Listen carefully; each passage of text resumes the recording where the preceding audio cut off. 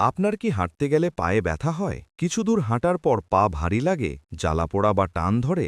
অনেকে এটাকে সাধারণ পেশির সমস্যা মনে করে অবহেলা করেন, কিন্তু আসল কারণ হতে পারে পায়ের রক্তনালী বন্ধ হয়ে যাওয়া। আমাদের হাড় থেকে পায়ের দিকে যে রক্তনালীগুলো যায়, সেগুলো যদি চর্বি বা কোলেস্টেরলে বন্ধ হয়ে যায়, তাহলে পায়ে পর্যাপ্ত রক্ত পৌঁছাতে পারে না।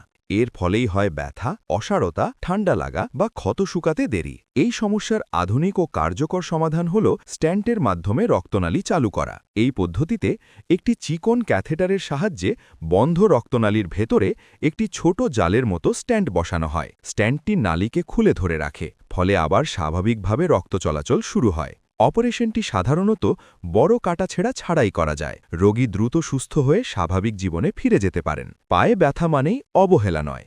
সময়ের আগেই পরীক্ষা ও চিকিৎসা নিলে বড় জটিলতা, এমনকি পা কেটে যাওয়ার ঝুঁকিও এড়ানো সম্ভব। তাই হাঁটলে পায়ে ব্যথা, অবশ ভাব বা ক্ষত ভালো হতে দেরি হলে অবশ্যই একজন ভাস্কুলার সার্জনের পরামর্শ নিন। সময়মতো চিকিৎসাই পারে আপনার পা বাঁচাতে।